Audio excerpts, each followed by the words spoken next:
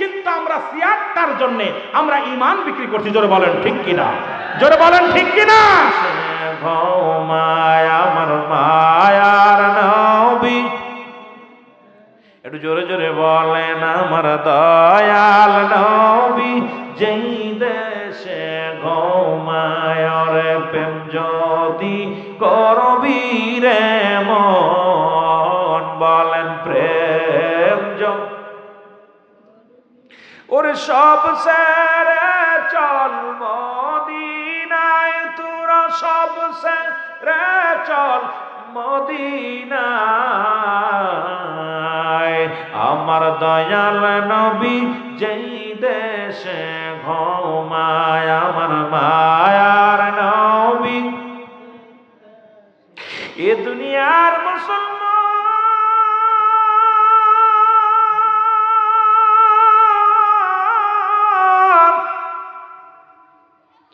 এই কবরে যেদিন রেখে দিবে রে, সর্বপ্রথম কবরে একজন ফেরেশতা আসবে, নাম তার নোমান ফেরেশতা। জোরে বলা যাবে না আল্লাহু আকবার। নাম কি? নোমান ফেরেশতা। আমরা মনে করি কবরে শোয়াইলে মনকার নেকির ফেরেশতাই বলে মুসলমান। মনকার নেকির আসার আগে একজন ফেরেশতা আসবে, তার নাম হলো নোমান ফেরেশতা। এই নোমান ফেরেশতা ডাক দে বলবে মুসলমান, ডাক দিয়ে উঠাইবে বলবে বান্দা ওঠো। বান্দা উঠবে রে বাবা, উঠিয়া এবার উঠাইবে যেমন স্বপ্নের মধ্যে দেখবেন পুলিশে দাবড় দেয়। মুসলমান আমরা কি করি? চোরে দাবড় দেয়, ডাকাতি দাবড় দেয়, সন্ত্রাসী দাবড় দেয়। কবর জগৎটা কিন্তু এইভাবে হবে রে মুসলমান, শুনে নাও। আর কবরে কোনো সকাল আর বিকেল নাই, সকাল আর রাত আর দুপুর নাই। কবর হলো শুরু, হলো কিয়ামত পর্যন্ত শেষ। এই দিন পর্যন্ত আপনাকে কবর জগতে থাকতে হবে রে বাবারা আমার। এবার নোমান ফেরেশতা ডাক দিয়ে মুসলমান, দু হাত, এক হাতের মধ্যে দুখানা কাগজ থাকবে। এই কাগজের মধ্যে এক হাতে এক কাগজের থাকবে নেক আমল, আর একটা কাগজের থাকবে বদ আমল। ডাক দিয়ে বলবে জব্বার মিয়া ওঠো। দেখবে আব্দুল জব্বার সাহেব উঠে দাঁড়াইবে। মুসলমান শুনে নাও। এবারে ডাক দিয়ে বলবে আমার বাবারা, ইউসুফ সাহেব ওঠো। ডাক দিয়ে বলবে রুহুল আমিন সাহেব ওঠো। বলো না সাদিক সাহেব ওঠো, মুসলমান আমিনুল ইসলাম ওঠো। এইরকম নাম ধরে ডাক দিবে রে মুসলমান। উঠে বড় উঠবে, উঠানোর পর হাতের ভিতরে কাগজটা দিবে, দিয়া দেখবে কাগজটার মধ্যে দুনিয়ার কত রাকাত নামাজ পড়েছে, কত ভালো ভালো কাজ করেছে, দুনিয়ার জিন্দেগিতে কোথায় দান ধ্যান করেছে, কোথায় ভালো মন্দ কাজ করেছে। দেখা বান্দা ভালো আনন্দিত হয়ে যাবে। ডাকতে বলে বান্দা লেখো।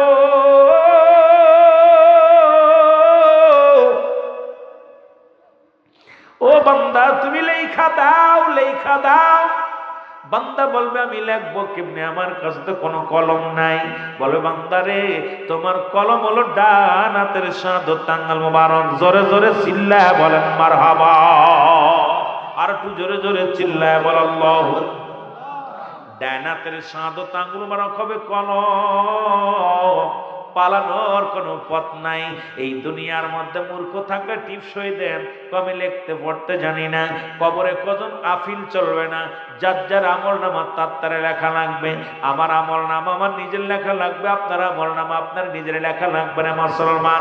এবার নোমান ফেরেশতা ডাকতে বলে বান্দা এই নাও তোমার কলম, এই কলম দিয়া লেখো। আজকে ডান হাতের আঙ্গুল, আমরা এই আঙ্গুলের মধ্যে কেউ খায় সুন খায়, কেউ আঙ্গুলের মর্যাদা জানি না।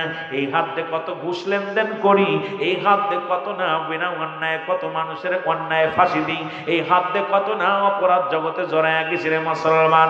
শুনে রাখো, শুনে রাখো, এই ডান হাতের কলম মুবারক আজকে কত উকিল, কত আইনজীবী, কত বিচারপতি, কত নির্দোষী মানুষের ফাঁসি দিয়েছে গো।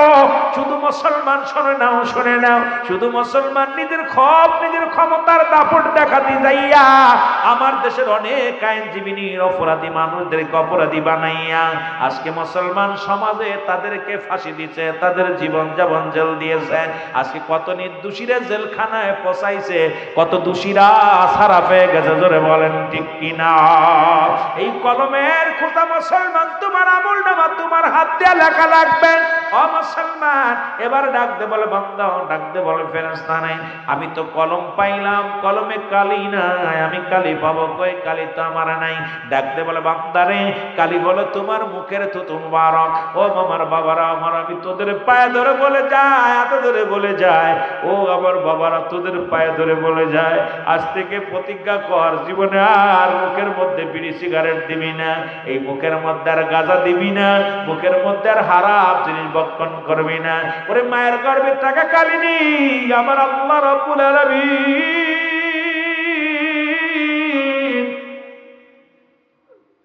রব্বুল আলামিন তোর মায়ের নাভির সঙ্গে নাভিটা সেট করে দিছে। কুরক্তগুলো তোমার মুখ দিয়ে খাওয়াই নাই, কারণ এই মুখ দিয়া তুমি আমার আল্লাহরে ডাকবা, এই মুখ দিয়ে কুরআনুল কারীম পড়বা, এই মুখ দিয়া তুমি নবীর দুরূদ পড়বা, এই মুখ দিয়া তুমি মুসলমান শুনে নাও সত্যের স্লোগান দিবা। এই মুখটা দিয়া আল্লাহ রাব্বুল আলামিন তোমাকে হারাম জিনিস ভক্ষণ করার নাই, নাপাক পানি খাওয়ার নাই, দুনিয়ার মধ্যে কুরক্ত খাওয়ার নাই। এই মুখটার রব্বুল আলামিন পবিত্র রাখছে। অনুরোধ করে যে আপনাদের কাছে আজ থেকে প্রতিজ্ঞা করবা, এই মুখটার মধ্যে আর বিড়ি টান দিস না, গাজার টান দিস না, এই মুখটার মধ্যে আর ইয়াবা লাগাস না, এই মুখ দিয়ে ফাইসা কথা বলিস না, মুখ দিয়ে খারাপ কথা বলিস না, মুখ দিয়ে কারোরে গালি দিস না। এই মুখটারে পবিত্র রাখার দরকার আছে কি না?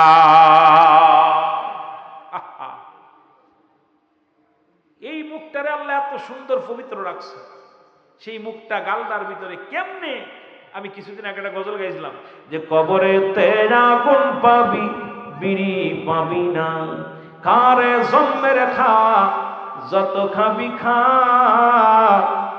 কবরে তেরা গুণ পাবি বিড়ি পাবি না, ফেরেশতারা খায় না ঘুষ, থাকিবে না তোর যে হুশ, মুগুর মারিবে ধরে রক্ষা পাবি না, কবরেতে আগুন পাবি বিড়ি পাবি না। জোরে কন ঠিক কিনা? আরো জোরে কন। পাশ হইতে গেলে মারিবে মুগুর ধরে, শান্তিতে থাকবি না ভাই, শান্তিতে থাকবি না ভাই, দিবে আগুন ঢালিয়া, কবরেতে আগুন পাবি বিড়ি পাবি না। জোরে কন ঠিক কিনা? কষ্ট হয়নি? কষ্ট হয়? আবার অনেক বিড়ি খোররা কইব, অনেক বিড়ি খোররা কইব রুলামিন ভাই বিড়ি খাওয়ার উপরে দাঁড়ে, বিড়ি সেইতে জঘন্য খারাপ জর্দা খাওয়া। যেটা বলে ঠিক কিনা? আমার দেশে অনেক বক্তা আছে এত অনেক করে জর্দা খায়। আরে ভাই অধিক পরিমাণ মাকরু সেবন করলে সগীরা গুনাহ, সগীরা গুনাহকে ছোট করে দেখলে কবিরা গুনাহ, কবিরা গুনাহকারী জাহান্নামী। এখন এই নিজে হারাম খায় আর একজনকে কেমন হারামের বিরুদ্ধে ওয়াজ করবে? এই জন্য আমি বলতে চাই উভয় শুকনা গু আর কাঁচা গু পার্থক্য আছে। পায়খানা তো পায়খানায়, একটা শুকনা একটা কাঁচা, কথা কন না কেন? পার্থক্য আছে নি? যুবকরা বিড়ি খায়, আমরা পান জর্দা খাই। আরে আমি এটা আগে ছাড়ি, তারপরে যুবকদের বিরুদ্ধে কথা বলি। জোরে বলেন ঠিক কিনা? তবে বলছিলাম যে আপনার বিড়ি সিগারেট খাইলে তিনটে উপকার হয়। কয়টা উপকার? জোরে বলেন কয়টা? জোরে বলেন কয়টা? তিনটে উপকার হয়। যারা নেশাগ্রস্ত তিনটে উপকার হয়। নাম্বার ওয়ান, এক নাম্বার, জীবনে তারা কুকুরে কামড়ায় না। কি করে না? কুকুরে কামড়ায় না। কারণ যারা বেশি পরিমাণ মাদক সেবন করে এই মানুষগুলো বুড়া হয়ে যায়। কি হয়ে যায়? বুড়া হয়ে যায়। জোরে বলেন কি হয়ে যায়? ভাই ছেড়া দিবনি, কথা বলেন না কেন? কি হয়ে যায়? আমার দিছেন কবরের ওয়াজ, হঠাৎ করে দিকে গেলে আমার জাহান্নামের দিকে যাইতে, হঠাৎ করে দিকে লাইনে গেছি। আপনারা আবার কথা না বললে তো আমি ওয়াজ করে শান্তি পাবো না। বুড়া হয়ে যায়। বুড়া হইলে নেয় হাতে লাঠি। কি নেয়? লাঠি যার কাছে থাকে তার কি কুকুরে কামড়ায়? চিন্তা আছে ওর কাছে গেলেই বাড়বে আমারে, ভয় আছে না?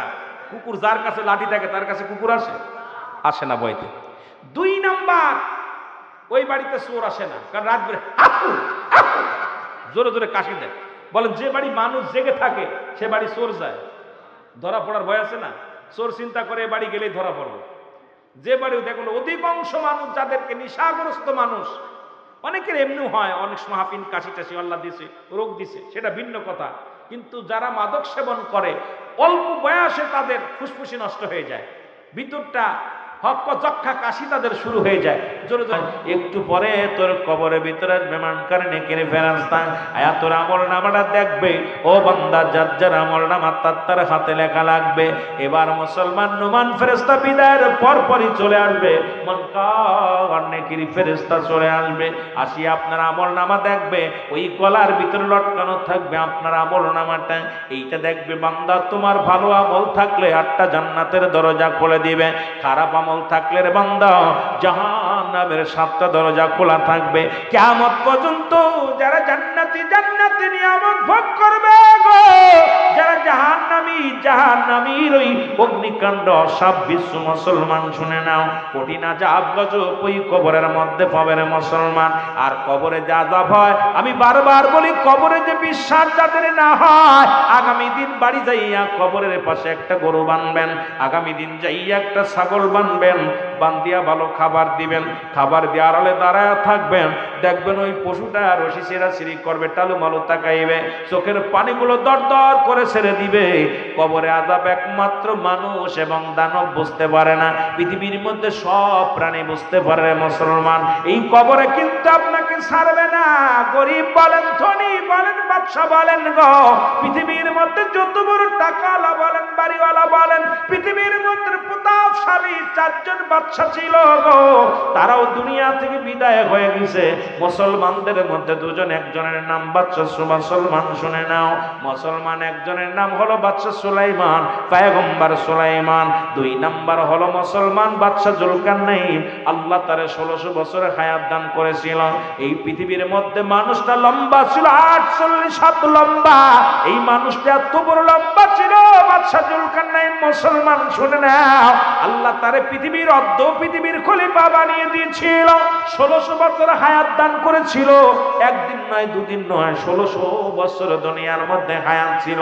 আপনার আমার হায়াত মাত্র 40 বছর, 50 বছর, তারপরে এত মস্তানি কেন মুসলমান? তাই তো বাদশা সেকেন্দার বলে, বাদশাহ ফকির হ্যায় সবকো একই ঠিকানা। ধনী মারা গেলেও যে কবর, বাদশা মারা গেলেও যে কবর।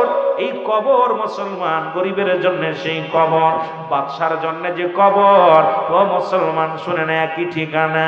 হয়তো কারোর জন্য দামি কাপড়, কারোর জন্য হয়তো একটু নরমাল কাপড়, কেউ হয়তো কাপড় পাবে না, কেউ কাপড় নিয়ে কবরে যাবে রে মুসলমান। শুনে নাও, যে কথাগুলো বলতেছিলাম, এ মুসলমান দিলের কান্ডা লাগা শোনো। বাদশা জুলকারনাইন আল্লাহ রাব্বুল আলামিন একটা মজিদার ঘোড়া দান করেছিল, যে ঘোড়াটা একটা কদম পা বাড়ালে মুসলমান শুনে নাও, শুনে নাও, 12,000 মাইল অতিক্রম করত। যা বাংলাদেশের ইতিহাসে, এই পৃথিবীর ইতিহাসে এত বড় ঘোড়া, এত বড় কদম ফেলানো ঘোড়া আর আসে নাই রে মুসলমান। এই বাদশা জুলকারনাইন মক্কা থেকে, যারা মক্কা মদিনায় গেছেন, ওখান থেকে উত্তর দিকে একটা মহাকামা দেখা যায়, আলেকজান্ডারিয়া সিটি শহর বলা হয়। এই মাজারে সেখানে বাদশা জুলকারনাইনকে শুয়ায় রাখা হয়েছে। ওনার কবরের পাশে একখানা সাইনবোর্ড লাগানো আছে। উনি জীবন দশায় লিখে গেলেন, দুনিয়ার মানুষ, আমার হায়াত সীমিত, আমি যে ভুল করেছি তোমরা সেই ভুল করো না। 1600 বছর হায়াত পায়া যদি বলে হায়াত সীমিত, আমি আপনি 40 বছর পাইয়া, 50 বছর পাইয়া সেই খোদা তাআলাকে যদি ডাকতে না পারি, আল্লাহর দরবারে কি জবাব দিব? জোরে বলেন ঠিক কিনা? কাফেরদের মধ্যে ছিল 2 জন, একজনের নাম হলো মুসলমান। শুনে নাও, শুনে নাও, 2 জন ব্যক্তি ছিল। একজনের নাম হলো বাদশা নমরুদ। এই পৃথিবীর মধ্যে আল্লাহ তাআলা ক্ষমতা দান করেছিল বাদশা ফিরাউন বা নমরুদ। আমার বাবারা আমার, দ্বিতীয় জন বাদশা মুসলমান। শুনে নাও, বক্তা নসর। এই পৃথিবীর মধ্যে কাফেরদের মধ্যে 2 জনকে আল্লাহ তামাম পৃথিবীর রাজত্ব দান করেছিল। মুসলমানদের মধ্যে 2 জনকে আল্লাহ রাজত্ব দান করেছিল। দেখা যাক ওরা আমার পক্ষে থাকে কি থাকে না রে মুসলমান। শুনে নাও, আজকে এই জন্য কথা বলে যায়, ও যুবক, একটা কথাই আমার মনে পড়ে গেল। মুসা আলাইহিস সালাম যখন রব্বে কারীমের দিদারে যায়, এবার সঙ্গে সঙ্গে 3 জন মানুষের সঙ্গে সাক্ষাৎ হয়। জোরে জোরে চিল্লায়া বলা যাবে না আল্লাহু আকবার। মুসা আলাইহিস সালামের কাছে আজরাইল আলাইহিস সালাম আসলেন, আচ্ছা সালাম দা, আসসালামু আলাইকুম নবী ও আল্লাহর নবী মুসা, আপনার বিদায় নিতে হবে, আপনার আর থাকার সম্ভাবনায় যেতে হবে রে মুসলমান, শুনে নাও। মুসা আলাইহিস সালাম ডাকতে বলে, ও আজরাইল, তুমি আসছো আমার নেওয়ার জন্য, আমি যাব, তবে যাওয়ার আগে একটা আমার বড় দাবি, আমি রব্বে করিমের সঙ্গে একটু সাক্ষাৎ করতে চাই।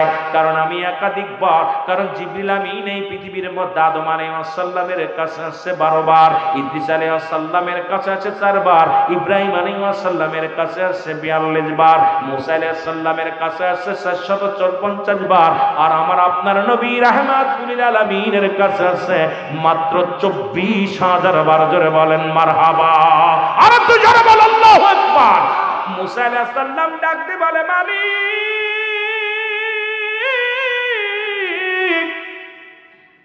মালিক রে, চলে যেতে হবে রে, ও আমার আল্লাহ, যেহেতু আমার বিদায় নিতে হবে, মরণের ওয়াজ শুনে নাও মুসলমান।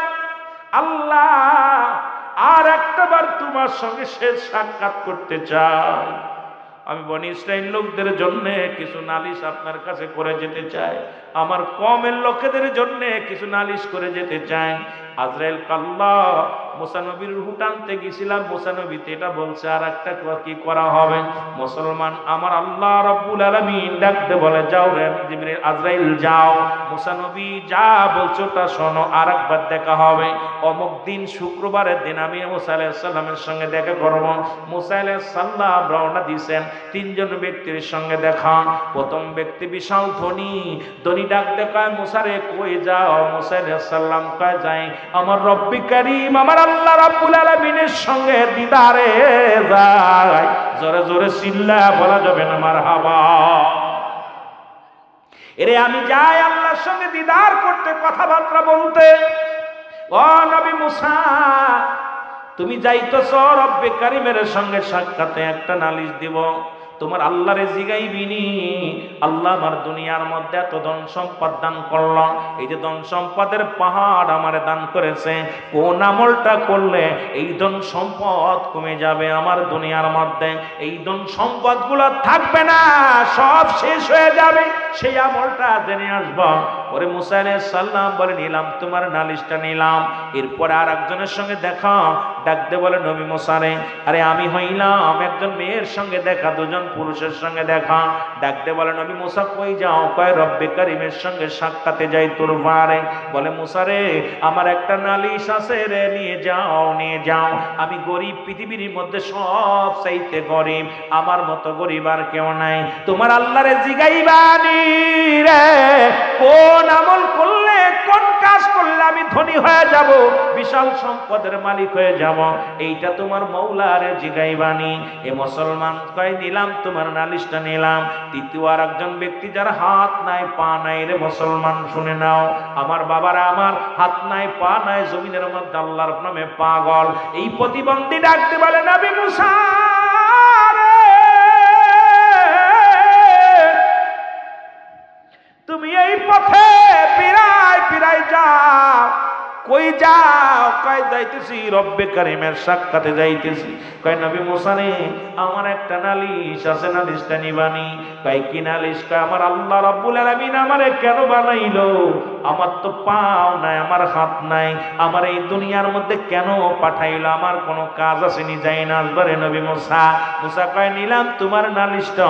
এবার মুসা আলাইহিস সালাম চলে গেলেন রব্বে কারীমের সঙ্গে সাক্ষাৎ করতে। শেষ আলাপ হবে নবী মুসা আলাইহিস সালামের সঙ্গে আল্লাহ। এর সালাম বিনিময় মুসলমান শুনে নাও, রব্বে কারীমের সঙ্গে সাক্ষাৎ, তার গোত্রে সব কথা বললেন। আমার রব্বে কারীম ডাক দেখায়, নবী মুসা রে, ও নবী মুসা, তুমি যদি মন চায় আরো 200 বছর বাঁচতে পারো, 50 বছর বাঁচতে পারো, 50, 100, 100 বছর বাঁচতে চাও, যদি বাঁচতে পারো। মুসা আলাইহিস সালাম বলে, আমার আল্লাহ, তারপরে কি হবে জানতে চায়। বলে, তারপরে তোমার মরণের পেয়ালা পান করতে হবে। নবী মুসা ডাক দেখায়, রব্বে কারীম, আরে 50 বছর বেঁচে থেকেও যদি মরতে হয় তাহলে আর 50 বছর বেঁচে থেকে আমার লাভ নাই রে। আমি বুড়া হয়ে গেছি, এত কষ্ট করে আর খাইতে ভালো লাগে না, কষ্ট করে চলতে ভালো লাগে না। মরণ যেহেতু হবে তাহলে আজরাইলকে পাঠায়া দিও তোমার সাক্ষাতের পরে। জোরে জোরে চিল্লায়া বলেন মারহাবা। আল্লাহ কয় মুসা কতদিন থাকবা? থাকতে পারো, আরো 50 বছর বাঁচবা, 100 বছর। মুসা কাল্লা এরপরে কি হবে? তারপরে মরতে হবে। আরে ডাক্তার, এত ডাক্তার বিদেশে লন্ডন আমেরিকা নিয়ে চিকিৎসার জন্য, হয়তো 6 মাস, হয়তো 1 বছর, ঠিক কি না? কয় বছর? 6 বছর, 1 বছর, 5 বছর, তারপরে কি হবে? মরণ হবে। আরে আগে নামাজ ধর, হালাল খা, আল্লাহর জিকির কর, সত্য রাসূলের তরিকা মতো চলেন, যারা বলেন ঠিক কি না? ওদিকে খোঁজ নাই। এমবিবিএস ডাক্তার দেখাইতেছে, ঠিক আছে দেখা, আল্লাহ কয় তোরও বাঁচায় রাখলাম, ঠিক আছে আরো 40 বছর পাপ কর, কত পারবি কর, 5 বছর কর। ও মরা থেকে বাইসা আরো দুনিয়ার মধ্যে বেশি চক্রবৃদ্ধি সুদ খায়। আমার দেখা মতে কয়েকটা একদম মরা মানুষ আল্লাহ বাঁচায় দিছে। আমার এলাকায় একটা আছে, আয় আল্লাহ বলছিস, ডাক্তার বলছে আর 1 মাস বাঁচবে, ভালো মন্দ খাই গিয়া, রব্বুল আলামিন দয়া করছে বেঁচে গেছে, বাইসে এখন সবচেয়ে বড় সুদ করেছে সে। কথা বুঝছেন? নামাজে যাই না, এক ওয়াক্ত নামাজ পড়ে না। একদিন জিগাইতেছি, নাম হলো বাবু, আমি ওই মিডিয়াতে যাচ্ছে, কথা বুঝেন ভালো করে, মিথ্যা হইলে তো মিডিয়ায় ধরবে, ভালো করে শুনুন। আমি ভাই তুমি আগেতে মসজিদে পড়ে থাকতা, অসুস্থ হয়ে পেট টেট ফুলে গেল, তা তুমি এই সুদ কারবার ছাড়তে পারলা না এখন? কয় ভাই আমার ভাল লাগে নামাজ কালাম পড়তে। আমি কি বললা? এক সময় আল্লাহরে ডাকতে ডাকতে তসবিহ হাতে নিয়ে ছুইলা ফেলাইছো, হাত ছুইলা গেছে, করা পড়া গেছে, আর যেই তুমি বালা হইছো আল্লাহরে ডাকা বাদ দিছো। যারা বলেন ঠিক কিনা? আমার বাবারা, এই জন্য আমি অনেক ছেলের আছে পরীক্ষার আগে সিজদা দিতে দিতে কপালে দাগ পড়ে যায়, যেই পরীক্ষায় ফেল করে লেখাপড়া বাদ, আর পাশ করলেও লেখাপড়া বাদ, নামাজ বাদ। চলে বলেন ঠিক কিনা? আইরে নামাজ তো আল্লাহর দোষ, আল্লাহ আমার দিক তাকায় না। আরে পড়া পড়া তুই তো লেখিস নাই, পাশ করবি কেমনে? জোরে বলেন ঠিক কিনা? লেখে নাই তো, একটা করে হরফ করলে, একটা করে হক্কর বললেও পাস করতে পারে। 365 হক্কর মুখস্থ হয়, ও তো পড়ে নাই, বইসেই খালি মোবাইল টিপছে। জোরে কর ঠিক কিনা? বইয়াই খালি মোবাইলে, আহা ও পাস করবে কিনা? একটা করে হরফ যদি পড়তো, কয়টা বছরে কয়দিন? এই জোরে বলো, কয়শো দিন? 365 হক্কর মুখস্থ, ও তো একটাও পড়ে নাই, ও দিছে ফাঁকি, ও দিছে ফাঁকি। আর আল্লাহর দোষারোপ করে, আল্লাহ আমার দিক তাকায় নাই। তাকাবে কেমনে? ভরা ভরা তোর দিক, তুই তো আল্লাহর দিকে চিনি না। যারা বলে ঠিক কিনা? মুসা আলাইহিস সালাম কে আল্লাহ এই কয়দিন বাঁচা পড়ো, যদি মরতে হয় তাহলে বেশি থেকে লাভ নাই, নিয়ে যাও, দরকার নেই। তবে একটা নালিশ, 2টা নালিশ। একটা প্রথম নালিশ আমি জানতে চাই, নালিশটা হলো ওই লোকটার 3টা নালিশ, 3টা লোক আমার কাছে নালিশ দিচ্ছে, 3টা লোকের নালিশ নিয়ে আইছে আপনার কাছে, প্রশ্ন নিয়ে উত্তর নেওয়ার জন্য আসছে। আল্লাহ কয় কি প্রশ্নের উত্তর নিবি বলো? 1 নাম্বার প্রশ্নের উত্তর, আল্লাহ একজন ধনীর সঙ্গে দেখা হলো, ধনী বলতেছে কি কাজ করলে তার ধন সম্পদ কমবে, এইটা তারা জানাই দিতে বলছে। এখন আমি আপনার কাছে জানতে চাই ওই লোকটা কি আমল করলে ধন সম্পদ কমে যাবে? আল্লাহ বললেন মুসারে তুমি যা বলো, ওই লোকটা যেন আজ থেকে কোনো যেন শুকরিয়া আদায় না করে, আমার শুকরিয়া যদি আদায় না করে, আলহামদুলিল্লাহ, এই শুকরিয়া যদি আদায় না করে ওর ধন সম্পদ সব কমে যাবে। জোরে বলেন না মারহাবা, আরো জোরে বলো মারহাবা। দ্বিতীয় লোকের বলতেছে আল্লাহ, দ্বিতীয় যে ব্যক্তি গরিব মানুষ, এই লোকটার ঘর দরজা সামান্য একটা কুড়ে ঘর আছে, কিচ্ছু না, এই লোকটা বলছে সে ধনী হবে কেমনে? আল্লাহ কইছে মুসারে ওরে যায় বলবা সেজন্য বেশি বেশি আমার শুকরিয়া আদায় করে। জোরে বলেন না সুবহানাল্লাহ, আরো জোরে কর না। নিচে প্রশ্নের উত্তর পাইছে। 3 নাম্বার প্রশ্ন, আল্লাহ ওই যে একটা হাত নাই পা নাই, ওই লোকটারে তুমি কেমনে বানাইছো? এই দুনিয়ার মধ্যে কেন পাঠাইলা? ওদের কোনো কাম আছে? না পারে বোঝা টানতে, না পারে হাঁটতে, না পারে চলতে, এই লোকটারে তুমি কেমনে বানাইলা? আল্লাহকে ওরে বানাইছে আমি জাহান্নামের ছিদ্রা ফুটা বন্ধ করার জন্য। আল্লাহু আকবার বলেন না। জাহান্নামের মধ্যে কিছু ছিদ্রা আছে, এই ছিদ্রাগুলো বন্ধ করার জন্য বানাইছে। মুসা আলাইহিস সালামের চোখ দিয়ে পানি আসে, আল্লাহ এই লোকটার পাও নাই, হাত নাই, এই লোকটারে তুমি জাহান্নামের ছিদ্রা বন্ধ করবে, এই উত্তর আমি কেমনে দিব যায়া? ওই লোকটার যদি উত্তরটা দিই, ওই লোকটা কষ্ট তো পাবে, বিশাল কষ্ট পাবে। তা উত্তর দেওয়ার জন্য আসছে, কয় মালাকুল মউত তাই বলবে। আমার মুসলমান বাবারা, মুসা আলাইহিস সালাম চলে আসলেন, প্রথম দেখা হলো ধনীর সঙ্গে দেখা হলো। ধনী ডাকতে বলে নবী মুসা রে, ও নবী মুসা, তোমার আল্লাহর সঙ্গে সাক্ষাৎ হয়েছে নি? কয় হ। যদি সাক্ষাৎ হয়, আমার ধন সম্পদ কি করলে কমে যাবে বলো রে নবী মুসা।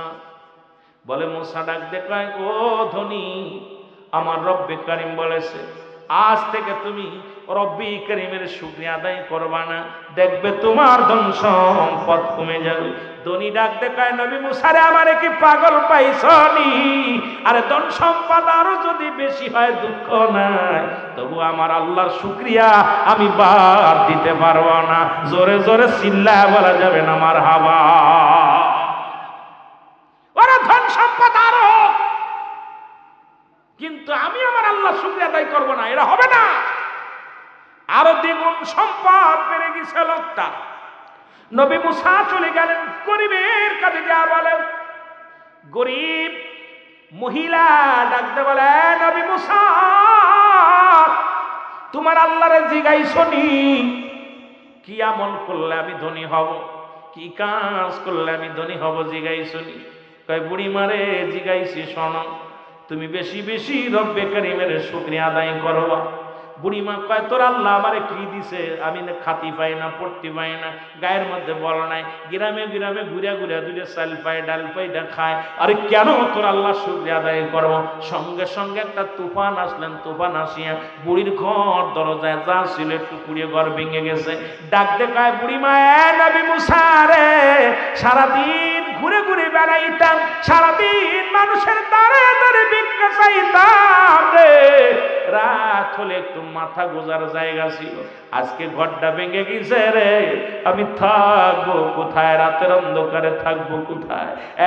রব্বে কারিম, তোমার শুকরিয়া আদায় করি, যদিও খাবার না পাইতাম না, যদিও ভালো মন্দ পাই নাই, তবু তো শোয়ার একটু জায়গা দিছো আমারে, তোমার শুকরিয়া আদায় করি। সঙ্গে সঙ্গে শুকরিয়া আদায় করছে, সঙ্গে সঙ্গে ঘরটা সুন্দর ঘর হয়ে গেছে। জোরে জোরে চিল্লায় বলা যাবে না মারহাবা। এবার নবী মুসা হাঁটতে হাঁটতে যা দেখে রে, ওই প্রতিবন্ধী, যার হাত নাই, যার পা নাই, এই লোকটা পড়ে পড়ে কান্দে, চোখের পানিগুলো ছেড়ে ছেড়ে কান্দে, আল্লাহ, ও আমার আল্লাহ, ও আমার আল্লাহ। মুসারে দেখে বড় হাসি পেয়েছে রে, আল্লাহ, আজকে নবী মুসারে পাইছি, তুমি আমারে কেন বানাইলা? আজকে জানতে পারবো আমার তো হাত নাই, পা নাই, প্রতিবন্ধী মানুষ, নোলা মানুষ, আমারে কেন বানাইলা? এত কষ্ট দিলা দুনিয়ার মধ্যে, আজকে মুসা নবীরে পাইছি, জিগাইব তোমার কাছে, জিগায় আসছে তো আমার উত্তরটা আমি পাবো। ডাকতে বলে, নবী মুসা রে, ও নবী মুসা। নবী মুসা কয়, ও প্রতিবন্ধী ভাই, কই, ও নবী মুসা, তোমার মাওলারে জিগাইছনি? কই, কি? কয়, তোমার আমারে বানাইছি কেন? আমার দিয়ে কোনো কাজে লাগবে নি। মুসা আলাইহিস সালাম ডাক দে কয়, ও প্রতিবন্ধী হাত পা বিহীন লোকটা, শোনো, তোমার প্রশ্নের উত্তর আমি কেমনে দিব? তবু দেওয়া লাগবে, যেহেতু রব্বি কারিম আমার উত্তর দিয়া দিছে। তোমারে বানানো হয়েছে ওই না জাহান্নামের মধ্যে বড় বড় কিছু ছিদ্রা থাকবে, জাহান্নামের মধ্যে কিছু ফুটা থাকবে, এই ছিদ্রাগুলো বন্ধ করার জন্য তোমারে বানাইছে। সঙ্গে সঙ্গে প্রতিবন্ধী শুকরিয়া আদায় করে, আলহামদুলিল্লাহ, ও রব্বুল আলামিন, তুমি আমার হাত দাও নাই, দুঃখ নাই, পাও দাও নাই, দুঃখ নাই, তবু আমারে দুনিয়ায় পাঠাইলা, আমার দেড়টা কাজে লাগাইবা, আমারে তুমি জাহান্নামের ছিদ্রা বন্ধ করবা, আমি এতেই শুকরিয়া আদায় করি। আমারে তো বিনা কারণে বানাও নাই, আমার তো দুনিয়ায় বিনা প্রয়োজনে পাঠাও নাই, সুতরাং আমার দিয়ে যেহেতু জাহান্নামের ছিদ্রাগুলো বন্ধ করবা। আল্লাহ ডাকতে কয়, জিবরিল তাড়াতাড়ি যা, আমার নবী মুসারে জানাইয়া রে, আরে তাড়াতাড়ি যা, দেরি করিস না।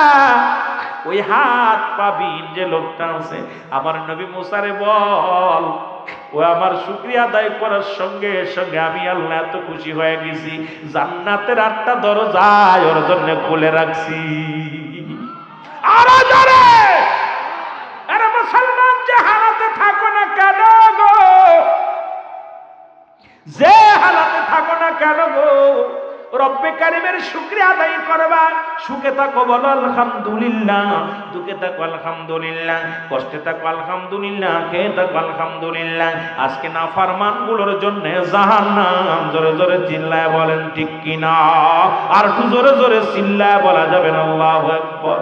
নবী মুসা ডাকতে কয়বার পিছনে ফিরে চলে গেলেন। মুসা নবী আল্লাহর সঙ্গে দিদারের জন্য যে কথা বলতেছিলাম, ডাকতে কয় আমার আল্লাহ, আমার বনি ইসরাইল লোকদের একটু খাবার ব্যবস্থা করে দিবা, তারা তো অলস মানুষ, তুমি খাবারের প্রয়োজন করে দিবা। আল্লাহ কয় মুসারে তোমার হাতে কি? কয় লাঠি।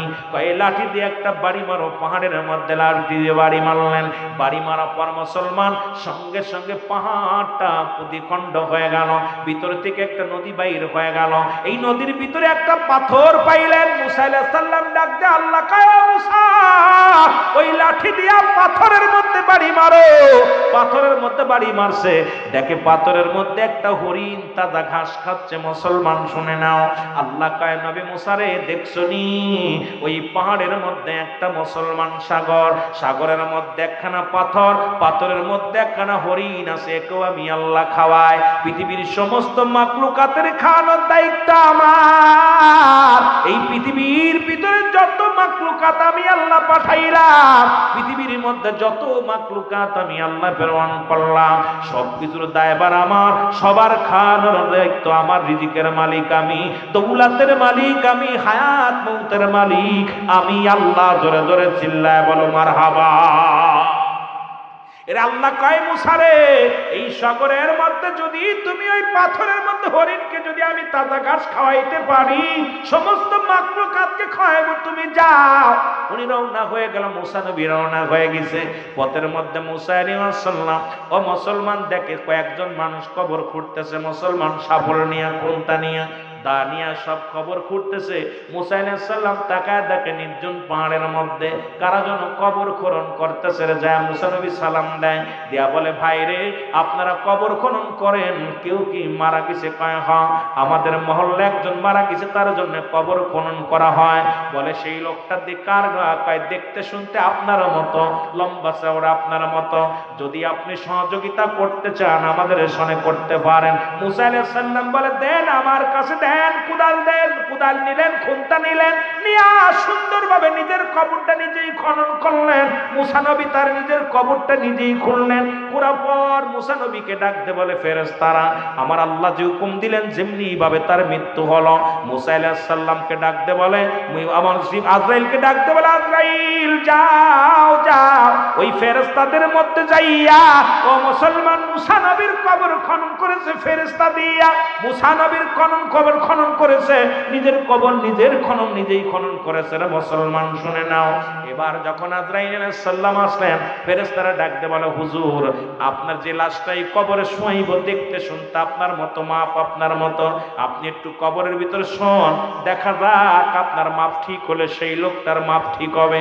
যখন মুসা আলাইহিস সালাম কবরের ভিতরে শুইছে, শুয়া বর্তমান আরাম শান্তি লাগছে।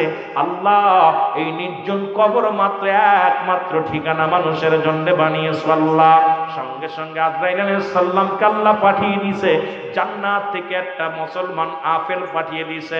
আপেল ফলটা যখন মুসা আলাইহিস সালামের হাতের মধ্যে দিয়েছে, মুসা আলাইহিস সালাম যখন আপেলটা খাবার খাইতে গেছে, আজরাইল আলাইহিস সালাম সঙ্গে সঙ্গে প্রবেশ করেছে। প্রবেশ করিয়া মুসা আলাইহিস সালামের জানটা বাইর করে নিয়ে গেছে। আমার বাবারা আমার, আজ পর্যন্ত মুসা আলাইহিস সালামের কবর অনেকে আন্দাজের পরে একটা জায়গা ঘিরে রাখছে। আজ পর্যন্ত কেউ বলতে পারে না মুসা নবীর কবরটা নির্ধারিত কোন জায়গা। একটা বিশাল এরিয়া বানাইয়া মুসা নবীর কবরটা মনে করিয়া রাখছে। কারণ মুসা আলাইহিস সালাম যে রাস্তা দিয়া ওই তুর পারে যাইতেন, অনেকের ধারণা এখানে কবর আছে, এই জন্য মুসা আলাইহিস সালামের কবরটা অনেক জায়গা নিয়ে ঘিরে রাখছে। রে মুসলমান, এই জন্য আমি আপনাদেরকে বলতে চাই, যেখানে থাকেন না কেন গো, মালাকুল মউত যখন আসবে রে, পালানোর মতো পথ থাকবে না। কত মানুষ বাজারে যাইতে যায় মারা যায়, কত মানুষ খাইতে যায় মারা যায়, কত মানুষ ঘুমের ঘরে মারা যায়, কত মানুষ চাকরিজীবী নামাজের মধ্যে যায় মারা যায়, সিজদাগত অবস্থায় মারা যায়। যে যে হালাতে যার মৃত্যু যেখানে লেখা থাকবে ঠিক সেইভাবে তার মৃত্যুবরণ করা লাগবে। জোরে জোরে চিল্লায় বলা যাবে না ঠিক কিনা? আমার মরণ আসিবে যখন কেউ তো জানি না, আমার মরণ এই আমি চলে যাব, আমায় তোমরা ভুইলা যাইও না, আমি চলে যাব, আমায় তোমরা না, আমার মরণ আসিবে কখন কেউ তো জানি না, আমার মরণ। আরো জোরে বলেন, আমার মরণ আসিবে। টাকা পয়সা দালান কোটা যাহা করেছি সব কিছু ফেলাইয়া আজি একা চলেছি। আমি যাবার কালে ভেবে দেখি আমার কেহ নাই, আমি যাবার কালে ভেবে দেখি না, আমার মরণ আসিবে কখন কেউ তো জানি না, আমার মরণ। আমার বাবারা, 3 নাম্বার বিপদ হলো কিয়ামতের ময়দান। এই একটার ভিতরে যে আলোচনা করলে রাত শেষ, একটার পর একটা বিপদ। নাম্বার 1 মরণ, নাম্বার 2 কবর, নাম্বার 3 কিয়ামতের ময়দান। যেদিন পিতা পুত্রের সম্পর্ক থাকবে না, মুঠু হাত উপরে সূর্যোদয় হবে, মাটি পুড়ে তামা হয়ে যাবে, যেদিন মানুষের মস্তিষ্কগুলো গলে গলে জমিনের মধ্যে পড়বে, সেই দিনটা ভয়ঙ্কর দিন। সেই দিনের কথা স্মরণ রাখো, দিন রব্বে কারিম বিচারক হবে, বিচারের কাঠগড়ায় তোমাকে দাঁড়া করবে। সেদিন কি জবাব দিবে? জবাব দেওয়ার জন্য আমাদের প্রস্তুতি হওয়ার দরকার আছে কিনা? জোরে বলেন আছে কিনা? ওই কিয়ামতের ময়দানটা ভয়ঙ্কর। তবে কিয়ামতের আগে 70টা আলামত হবে। 70টা আলামতের ভিতরে অধিকাংশ আলামত হয়ে গেছে, এখন কয়েকটা বাদ। ওই আপনার খানে দাজ্জালের আগমন, ঈসা আলাইহিস সালামের আগমন, ইয়াজিদ মুজদার আগমন, এরপরে আপনার ওই ইমাম মেহেদী আলাইহিস সালামের আগমন, 3টা ভূমিকম্প। রাসূল বলছে, আমি আর হুবহু মিলে যাচ্ছে এখন। রাসূল বলছে, আমি দেখলাম তিরমিজি শরীফের একটা হাদিস দেখলাম, 3952 নম্বর হাদিস। রাসূল বলছে, আমি দেখতেছি অচিরেই শেষ জামানার আমার উম্মতের মধ্যে একদল আগমন করবে, তারা নিজেরা মূর্তি পূজা করবে এবং অন্যকে মূর্তি পূজার জন্য সহযোগিতা করবে, উৎসাহিত করবে। এখন আমাদের দেশে আমরা দুচোখ দিয়ে দেখলাম যে আজকে আমাদের দেশে একদল আলেম বাইর হয়েছে, যারা মূর্তির সামনে যে গীতা পাঠ করতেছে, মূর্তির সামনে যে কোরআন তেলাওয়াত করতেছে, মূর্তির সামনে যে তারা নামাজ পড়তেছে, মূর্তির সামনে যে তারা নিজেরা মূর্তির কাছে চাইতেছে। কারণ রাসূল বলছে, তিরমিজি শরীফের হাদিস কত নম্বর? 3952 নম্বর হাদিস। এ মুসলমান, রাসূল বলছে যে আমার উম্মতের ভিতরে একদল হবে, তারা কি আমি দেখলাম এখন ঈমানের চাইতে ভোটের দাম বেশি। জোরে বলেন ঠিক কিনা? জোরে বলেন ঠিক কিনা? আপনাদের কাছে আমি ক্ষমা প্রার্থী, এই মুনাফিক থেকে সাবধান। রাসূল বলছে সেই মুনাফিকরা এখন আইসা গেছে, এখন চেয়ারের দরকার। এই চেয়ারের জন্য যারা ঈমান বিক্রি করে তারা ইসলামটাকে 12টা বাজিয়ে দিবে। আমি অনুরোধ করব, যারা চেয়ারের জন্য, যারা এই পৃথিবীর মধ্যে চেয়ারের জন্য যারা মূর্তি পূজা করতে পারে, চেয়ারের জন্য যারা মূর্তির সামনে সেবা নিতে পারে। আবার আরেকজন বলছে আপনার রোজা এবং নামাজ, কি যেন রোজা এবং পূজা দুটাই এক। নাউজুবিল্লাহ বলেন না? আর একটু জোরে বলেন। আমার বাবারা, নবীজির কথা শুনে আমার নবীজি বলছে শেষ জামানে একটা মানুষের ভিতরে এমন অবস্থা হবে, এমন ভাবে শুরু হবে যে আপনাকে আমি মারতেছি, আমি কেন মারতেছি আপনাকে আমি জানি না, আর আপনাকে মারছি আপনি কেন মার খাচ্ছেন এটাও জানেন না। ঠিক ঠিক একই অবস্থা। আমার ভাই সর্বশেষে কিন্তু কটা কথা বলে গেছে, গুরুত্বপূর্ণ কটা কথা। মানুষ এমন অবস্থা দাঁড়াবে, আমাকে আপনি মারতেছেন, আমি কেন মার খাচ্ছি জানি না, আর আপনি আমাকে কেন মারতেছেন তাও আপনি জানেন না। ঠিক কয়েকদিন আগে দেখলাম ঢাকাতে একজনকে কুবায় মারতেছে, জিজ্ঞাসা করা হলো তুমি ওরা মারছো কেন? আমি জানি না কেন মারতেছি। যাকে মারতেছে তার বাপ আপনারা মারছে কেন? আমি তো বলতে পারি না। এখন এই যে অবস্থা, যাকে মারতেছে সেও জানে না কেন মারছে, যিনি মারতেছে সেও জানে না আমি ওকে মারতেছি কেন। সুতরাং ঠিক সেই জামানা এসে গেছে।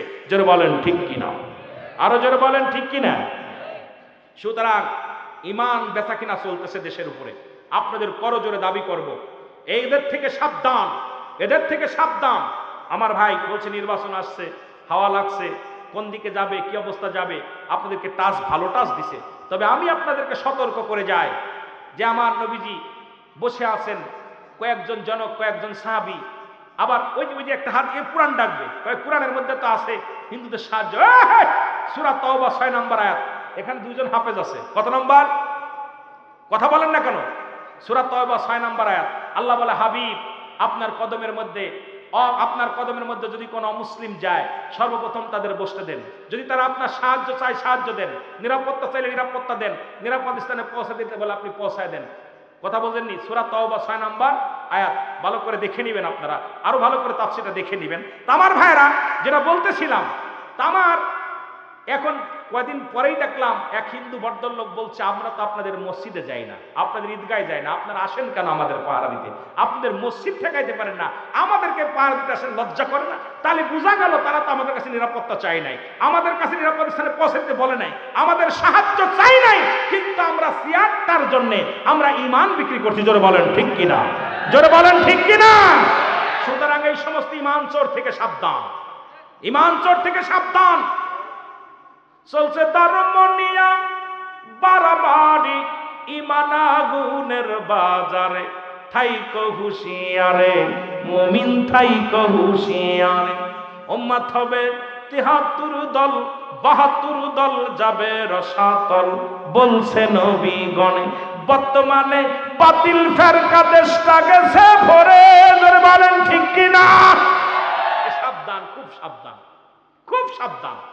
মাজার ভাঙতেছে আর মাজারগুলো ভেঙে গুড়িয়ে দিতেছে, মন্দির পাহারা দিতেছে। এর দ্বারা প্রমাণ হয়, আরে মাজাররা কি ক্ষতি করছে? আমি বলি মাজার ভাঙার পক্ষে আমিও। যে সমস্ত মাজারে অনৈতিক কাজ হয়, যে সমস্ত মাজারে অসামাজিক কাজ হয়, যে সমস্ত মাজারে পূজা হয়, যে সমস্ত মাজারে গান বাজনা হয়, যে সমস্ত মাজারে নারী পুরুষ একত্রিত হয়ে নাচানাচি করে, এই মাজারের বিপক্ষে আমরাও তবে অনুরোধ করি, এগুলোকে প্রতিহাত করতে হলে সবাই মিলে ঐক্যবদ্ধ হয়ে করি। আপনি হুটভাট বলে সমাজটাকে দুর্নীতিবাজ বানাইতেছেন।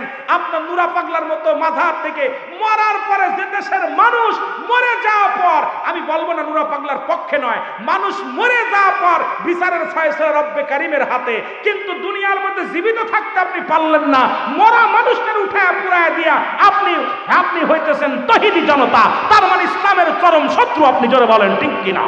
আর একটু জোরে বলেন ঠিক কিনা? আজকে মানুষের কাছে বহির্বিশ্বে মেসেজ দিলেন যে বাংলাদেশের মুসলমানরা জঙ্গলিবাদ, কিন্তু আপনার ২-৪ জন মানুষের জন্য কলঙ্ক হচ্ছে ইসলামের। জোরে বলেন ঠিক কিনা? আরো জোরে বলেন ঠিক কিনা? আমি নুরা পাগলার পক্ষে না, আমি আপনার বেনামাজির পক্ষে না, আমি যে সমস্ত মাজারে অনৈতিক কাজ হয় তাদের পক্ষে না। তবে ভাই, যে সমস্ত কাজ শুরু করেছেন, আমাদেরকে মানুষ জঙ্গলিবাদ বলা শুরু করেছে। আমাদেরকে কি বলে মানুষ? দাড়িওয়ালা টুপিওয়ালা দেখলেই কয় জঙ্গলি, দাড়িওয়ালা টুপিওয়ালা দেখলেই কয় ভণ্ড, প্রতারক। এই জন্য আপনাদের কাছে অনুরোধ করি, আমরাও এর প্রতিবাদ করব। তবে আমরা সবাই মিলে কোনটা হক কোনটা বাতিল এগুলো দেখে যাচাই বাছাই করে আমরা সবাই ঐক্যবদ্ধ হয়ে কাজ করি, দেখবেন শান্তি আসবে সমাজে ফিরে। জোরে বলেন ঠিক কিনা? ও দেশের ভাই রে, বল না কোথায় যাই রে, একটু শান্তি বলো কোথায় গেলে পাই রে। জোরে বলেন, ও দেশের ভাই রে, বল না কোথায় যাই রে, একটু শান্তি বলো। চারিদিকে দেখি শুধু নাই কিছু নাই রে, চারিদিকে দেখি শুধু নাই কিছু নাই রে। ও দেশের ভাই রে, বল না কোথায় যাই রে, একটু শান্তি বলো কোথায় গেলে পাই রে। পাম্পে তেল নাই, মরিচি ঝাল নাই, নবাব বাড়ি নবাব নাই, ঠিক কিনা? যুবকের কাম নাই, জোরে কোন ঠিক কিনা? যুবকগুলো বেকার হচ্ছে, এদিকে নজর নাই। যে দেশে শিক্ষকদের উপরে নির্যাতন করা হয়, সে দেশে সুনাগরিক আর পাওয়া সম্ভব নয়। আমি গতকাল রাত্রে দেখে একটা ভিডিও দেখে, শিক্ষকের হাতে হাত পড়া, শিক্ষকের কলার ধরা, যারা আমাদের জাতির যারা আমাদের জাতি গড়ার জন্য যাদের অক্লান্ত শ্রমের মাধ্যমে যারা শিক্ষাগুরু, তাদের হাতে হ্যান্ডকাপ পরানো হয়, তাদেরকে কলার টেনে ছিঁড়া হয়, তাদেরকে কিল ঘুষি দেওয়া হয়, তাদেরকে লাঞ্ছিত করা হয়। এই দেশে শিক্ষার কোনো দাম নাই। আজকে যারা বসে আছে সমস্ত নাস্তিকেরা শিক্ষাঙ্গনটাকে শেষ করে দিতে যারা বলেন ঠিক কিনা? আরো যারা বলেন ঠিক কিনা? আমি বড় কষ্ট পেয়েছি, ব্যথা পেয়েছি। কয়েকজন শিক্ষক মুরব্বী মানুষ তাদের কলার ধরে টেনে হিসড়ে রাস্তায় নামাচ্ছে, তাদের হ্যান্ডকাপ ধরে টানতে টানতে নিয়ে যাচ্ছে।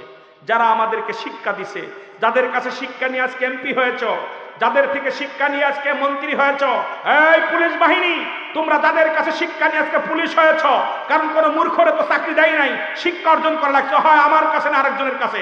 তারা শিক্ষা গুরু, যারা গুরুকে ধরে কলার ধরে হেসড়ে মারো, তাদেরকে তুমি লাঞ্ছিত করো, অপমান করো, অপদস্থ করো, তোমাদের এই পৃথিবীর মধ্যে তোমরা লাঞ্ছিত হবে।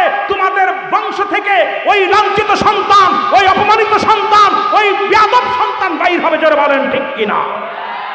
কারণ যদিও আমি বাস্তবমুখী বক্তা, যদিও আমার কবর আসর ওয়াজ দিছে অনেক ওয়াজ, ওই ওয়াজ আজকে যদিও আমি বাস্তবতা বক্তা, বাস্তব নিয়ে ওয়াজ করি, তবে আমার কোনো শিক্ষক, সে হিন্দু হোক খ্রিস্টান হোক, যার কাছ থেকে আমি একটা কলম শিখেছি, তাকে অসম্মান করলে আমার কলিজার মধ্যে লাগবে। কারণ আমি আজকে বক্তা হওয়ার পিছনে আমার আর এক উস্তাদ ছিল। আমার ছাত্র যারা আজকে বসে আছেন, আপনারা আমার ছাত্র। তো আজকে শিক্ষকের হাতে হ্যান্ডকাপ, অন্য দেশে শিক্ষকদের মর্যাদা করা হয়, আজকে বাংলাদেশ সবচেয়ে শিক্ষক যারা, এদেরকে অবহেলিত করা হচ্ছে। শিক্ষকের কোনো দাম নাই, শিক্ষকের কোনো মর্যাদা নাই। আরে যারা বসে আছে চেয়ার নিয়ে, আজকে দেখলাম একটা স্টার্টের দেশে, আমাদের দেশে একজন স্টার্টের দেশে কি জানেন, বলছে যে এই শিক্ষকদের থেকে আমরা কিছু শিখিনি, আমরা যা শিখছি সব ফোনের মাধ্যমে, নেটের মাধ্যমে। কত বড় বেয়াদব, কত বড় ব্যাকরণ, যে তুই তো একজনের ছাত্র ছিলি। এই জন্য আমি অনুরোধ করব, এদেশের মাথা যারা, ডক্টর ইউনূস সহ যারা উপদেষ্টা আছেন, আমি কড়া ভাষায় বলতে চাই, এখনো সময় আছে, শিক্ষকদের কাছে মাপ চান, শিক্ষকদের ন্যায্য অধিকারটা ফিরিয়ে দেন। যাদের থেকে আমাদের জাতি শিখবে আগামী দিন, আমার সন্তানেরা, আমার ভাইয়েরা, যে বিদ্যালয়ে লেখাপড়া করে সত্য মিথ্যা পার্থক্য করবে, বিদ্যালয়ে লেখাপড়া করে ডাক্তার হবে, ইঞ্জিনিয়ার হবে, ডিসি হবে, এসপি হবে, মন্ত্রী হবে, তাদেরকে কারিগর, তাদেরকে বানানোর যারা কর্মকার, কারিগর, তাদেরকে আপনারা সম্মান করেন, তাদের কাছে ক্ষমা চান, কারণ তারাই জাতির ভবিষ্যৎ। জোরে বলেন ঠিক কিনা? এই জাতিকে যদি মাথা, বিদেশিরা চাচ্ছে কোরআন উঠিয়ে দিতে, বিদেশিরা চায় না কোরআন থাক, বিদেশিরা চাচ্ছে না, কারণ মানুষ মূর্খ হোক। এই যে আমাদের মাঝে কিছুদিন আগে দেখছেন বানর থেকে মানুষ একটা অফায় উঠেছিল না, সমগামী ছিল না, বইয়ের মধ্যে সমগামী, ওই সরকার ছিল তখন। আমি বলবো না, যদিও কারোর দুর্নাম করি না, ওরা চাইছিল শিক্ষাঙ্গনটা শেষ করে দেওয়ার জন্য। যদি মানুষ মূর্খ হয়ে যায়, তাহলে মানুষ আর ওই পিরাপিরি মারামারি করবে না। এই জন্য মূর্খ বানানোর জন্য প্রতিটা সরকার আমাদের দেশে যারা আসছে, প্রত্যেকে চায় জাতি মূর্খ হয়ে যাক, কিন্তু মূর্খ হলে আমার দেশ শেষ হয়ে যাবে। এই জন্য আমার দেশের সোনার মানিকদেরকে চেনেন, আমার দেশের এই সমস্ত সোনার পুতুল, সোনার টুকরা সন্তান, এই গড়ে উঠানোর জন্য যে সমস্ত শিক্ষা প্রতিষ্ঠান আছে, সেই শিক্ষা প্রতিষ্ঠানে আপনার নজর দেন। অনেক অনএমপিও তারা কাঁদতেছে সারাদিন। একজন ব্যক্তি জন বেচলে 5 থেকে 600 টাকা ইনকাম করে, একজন শিক্ষকের বেতন মাত্র দিনে 200-250 টাকা। এই শিক্ষক কি করবে? ছাত্র পড়াবে না নিজের বাড়ির কাজ করবে? আমি সরকারের কাছে দাবি করব, শিক্ষকদের অধিকারটা আপনারা দয়া করে একটু তাকায় দেখেন। শিক্ষকরা ন্যায্য অধিকার নিয়ে রাস্তায় নেমেছে, তারা ভুল কাজ করে নাই। যদিও আমি শিক্ষক না, আমার বংশে কেউ শিক্ষক নাই, তবু আমি একজন ছাত্র, তো আমি তো ছাত্র ছিলাম, এখনো আছি ছাত্র। এই জন্য আমি শিক্ষকদের পক্ষে কথা বলি, যারা আমাদের গুরু, তাদেরকে সম্মান করেন। জোরে বলেন ঠিক কিনা? আরো জোরে বলেন ঠিক কিনা? প্রতিষ্ঠানের দিকে লক্ষ্য দেন। বাংলাদেশে যত স্কুল কলেজ আছে, মাদ্রাসা আছে, একটু নজর দেন। অনেক মসজিদে বেতন নাই ইমাম সাহেব, অনেক ইমাম, আমরা এদিকে নজর নাই। অনেক ইমাম 10,000-5,000 টাকা বেতন। এই মানুষটা কি করবে? বইয়ের একটা শাড়ি কিনতে গেলে 1 কেজি চাউলের দাম 100 টাকা। এই লোকটা কিনতে গেলে কি করবে? লোকটা চক্ষু লজ্জায় না পারে বলতে, নিজের কষ্ট নিজের বুকের ভিতরে চাপা রেখে আল্লাহর কাছে কান্দে, আল্লাহ আমি না পারতেছি জন দিতে, না পারতেছি কাজ করতে, কি করব? এই জন্য যারা মসজিদ ইমামতি করে তাদের দিকে আপনারা নজর রাখবেন। যদিও সরকার বাহাদুর আমাদের দিক দেখে না, তবে যারা আসেন মসজিদের ইমাম সাহেবের দিকে লক্ষ্য রাখবেন। আপনারা বক্তা নেন 80,000-90,000 টাকা দিয়ে, 1 লাখ টাকা দিয়ে বক্তা আনতেছেন, ইমাম সাহেবের বেতন দেন 10,000। এটা আমার কাছে কষ্ট লাগে। ইমাম সাহেবকে অধিকারটা দিবেন, যেন ইমাম সাহেব যেন আপনাদের মুখের দিকে তাকায় না থাকা লাগে, সেজন্য মন খুলে নামাজ পড়াতে পারে, মনটা খুলে যেন আপনাদেরকে নিয়ে দোয়া করতে পারে। এই জন্য ইমাম মুয়াজ্জিন যারা আছে তাদের দিকে একটু সম্মানের দিকে তাকাবেন, তাদেরকে ইজ্জত দিবেন দয়া করে। আপনি একটা ফ্যামিলিতে কত টাকা খরচ আপনি নিজে জানেন। আমার দেশে অনেক ইমাম আছে 5,000, 6,000, 10,000 টাকা বেতন। অনেক ইমাম আমাদের কাছে বলে, সিদ্দিকী সাহেব আমরা যে কত কষ্টে আছি জানেন না, তারপর 3 মাস 4 মাস বেতন বন্ধ, আমাদের কষ্ট হয়, তবে বলতে পারি না ভাই, কি করব। তাই আমাদের ইমাম মানে নেতা, যে নেতা যদি না খেয়ে থাকে, নেতা যদি অভাবে থাকে, নেতার ছেলে মেয়ে যদি অভাবে থাকে, সে কেমনে আপনাদের কিনে চলবে? এই জন্যে যারা মসজিদের সঙ্গে জড়িত আছেন তাদেরকে আমি দাবি করব, আপনার মহল্লায় যে মসজিদগুলো আছে তাদের দিকে নজর দিবেন। যারা মসজিদের ইমাম মজ্জিম যেন একটু সচ্ছলভাবে চলতে পারে, দূরে ডাল ভাত খেয়ে থাকতে পারে, সেদিকে নজর দিবেন। কষ্ট পাচ্ছেন আপনারা? কষ্ট পাচ্ছেন? আর একটা কথা সর্বশেষে বলে যাই, আপনারা সন্তানের হাতে মোবাইলগুলো কালকে থেকে আপনারা ওদেরকে সিজ করে নেবেন। দয়া করে মোবাইল হ্যান্ডেড সেট কারোর হাতে দিয়েন না। সন্তান ছেলে মেয়ে নষ্ট হয়ে যাচ্ছে এই ফোনে। আর এই ফোনটা হাতে নেওয়ার পর যদি কোনো পীর সাহেব বলে যে আমি কোনো ল্যাংটা ছবি দিই না, আমি করে চোর, কথা বলছেন না? যদি কোনো পীর সাহেব কুরআন শরীফ শপথ করে বলে যে আমি কোনো ল্যাংটা মেয়ে দেখি নাই, আমি কো বোর্ডের মতো বাটপার, ওই পীর সাহেবের হাতে মুড়ি ধোয়া জায়েজ নাই, ওই পীর সাহেবটা চোর। কারণ এই হ্যান্ডেড সেট খুললেই ল্যাংটা ছবি। যেটা বলেন ঠিক কিনা? কথা বলো না কেন? সুতরাং এগুলো আমার ছোট ছোট মাসুম বাচ্চাদের হাতে, ছোট মেয়েদের হাতে, ছেলেদের হাতে এগুলো দেখা পর তাদের চরিত্র নষ্ট হয়ে যাচ্ছে, তারা ওদিকের প্রতি ঝুঁকে গেছে। এই জন্য আমি আপনাদেরকে অনুরোধ করব, আপনাদের ছেলে মেয়ের হাতে দয়া করে ফোন দিয়েন না, ফোনটা দিয়েন না। দয়া করে যখন নাবালক থেকে সাবালক হবে তখন দিয়েন না, নাবালকরা তো দিয়েন না। যখন উপযুক্ত হবে তখন তাদেরটা তারা ভিন্ন ব্যাপার। কিন্তু ছেলে মেয়ে ফোনে আসক্ত হয়ে অন্যর ঘর নষ্ট করতেছে, অন্যর বাড়ি নষ্ট করে সম্পদ নষ্ট করতেছে, এদিকে আমাদের লক্ষ্য রাখার দরকার আছে কিনা? জোরে বলেন আছে কিনা? এই জন্য আপনাদের কাছে অনুরোধ করে গেলাম, মরণের চিন্তা করবেন। 1 নাম্বার বিপদ মরণ, 2 নাম্বার কবর, 3 নাম্বার কিয়ামতের ময়দান। এই কিয়ামতের বিষয় নিয়ে আলোচনা করলে আরো 1-2 ঘন্টা আলোচনা করা আমার প্রয়োজন। এই কিয়ামতের ময়দানটা হবে আরো ভয়াবহ। সেই কিয়ামতের ময়দানে, হাসরের ময়দানে ফুলসিরাত হবে, চিকন চুলের চাইতে চিকন, হীরার চাইতে ধার, বিজলির চাইতে ন্যায় পার হয়ে যাবে কেউ। মাতিরা আপনার ইমানদারেরা বেঈমানেরা কেটে কেটে পড়বে। জাহান্নামের গায়ের উপর দিয়ে জান্নাতের সেতু হবে, ওই মানুষ দৌড়ায় দৌড়ায় পার হবে, জাহান্নামীরা পড়ে যাবে, জান্নাতীরা দৌড়াবে। এই মানুষগুলো 1000 বছর রাস্তার হবে, এই রাস্তা সেকেন্ডের মধ্যে পার হয়ে যাবে। অনেক লম্বা আলোচনা। এই জন্য আমি আপনাদেরকে বলবো, সময় বেশি নাই, 40-50 বছর হায়াত। এই 40-50 বছর দিনের পথে কাটিয়ে দেন। আল্লাহ আমাদের দয়া করুক। জোরে বলেন আমিন। আরো জোরে বলেন আমিন। ক্যাম্প করেন আপনারা? হ্যাঁ, ক্যাম্প করেন? তাহলে আমরা একটু ক্যাম্প করি, অনেকক্ষণ বসে আছেন, তারপরে আমরা বাকি কাজটা করি। সবাই যে যেখানে আছেন ভিতরে চলে আসবেন। নবীকে সালাম জানায় করে যত গুনাহ করে সরে, যত গুনাহ মনে আছে, যত গুনাহ মনে নাই, জীবনের শেষ মাহফিল, জীবনের শেষ রাত মনে করিয়া আবারও আমার মাওলারে ডাক দে, বলি আল্লাহুম্মা আমিন। রব্বি কারীম।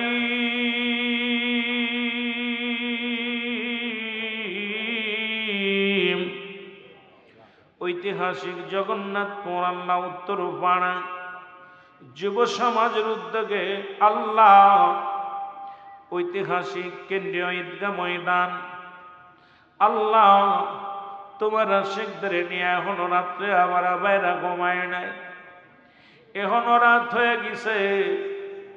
আমার ভাইরা সাতুক পাখির মতো তাকায় আছে রে আল্লাহ। রব্বি কারীম, কার জন্য জীবনের শেষ মাহফিল, কার জন্য জীবনের শেষ রাত, কার জন্য জীবনের শেষ বছর। আর জীবনে দোয়া করতে পারবো কি পারবো না জানি না।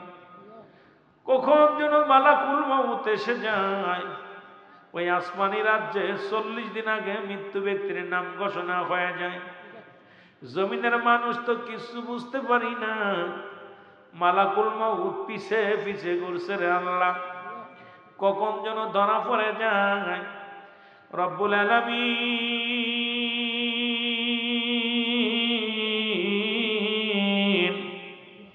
আজকের মাহফিলের ভুল ত্রুটি মাফ করেন, মাফ করিয়া কবুল করেন, কবুল করিয়া আর হাদিয়াটুকু সোনার মদিনায় পৌঁছায়া দাও। সব নজর পৌঁছায়া দিও।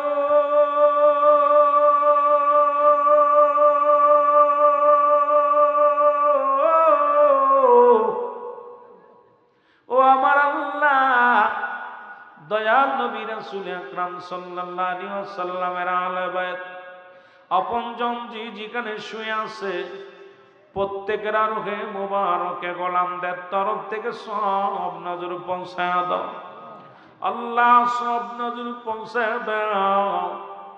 নবীর নন্দিনী খাতুনে জান্নাত মা ফাতেমাতুজ জাহরা, তার কলিজার বুটা আল হাসান আল হুসাইন শহাদায়ে কারবালার জমিনে আল্লাহ বুকের তাজা রক্ত যারা ঢেলে দিল শহাদায়ে কারবালার জমিনে, গোলামদের তরফ থেকে সব নজর পৌঁছায় দাও আল্লাহ, সব নজর পৌঁছাও।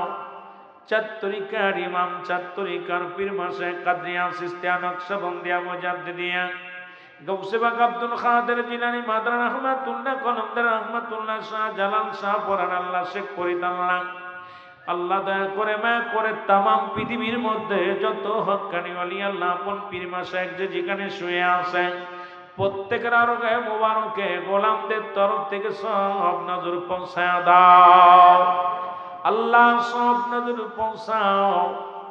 আমরা যারা আমিন আমিন করতেছি, কার জন্য জনম দুঃখিনী মা নাই রে,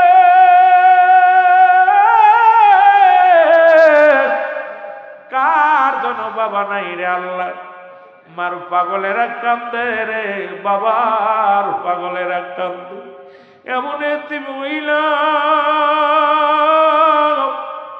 মাও করে নাই বাবাও করে নাই রে আল্লাহ, বাবা মার কবরের পাশে দাঁড়ায় সন্তান ডাক দিল আম্মু, ও আমার আব্বু। আল্লাহ, মাও তো কথা বলে না, বাবাও তো কথা বলে না, চিরদিনের জন্য ঘুমায়া গেছে। আজকের মাহফিল বইয়া আমার পাগলেরা কান্দে, বাবার পাগলেরা কান্দে, আব্বা মার কবরখানা তুমি জান্নাতের বাগান বানায়া দাও। দাদা দাদি, নানা নানি, শ্বশুর শাশুড়ি, আপনজন, গোষ্ঠী আত্মীয় স্বজন, পরিবার পরিজনেরা যে যেখানে শুয়ে আছে আল্লাহ, প্রত্যেকের কবরখানা তুমি জান্নাতের বাগান বানিয়ে দাও রব্বুল আলামিন।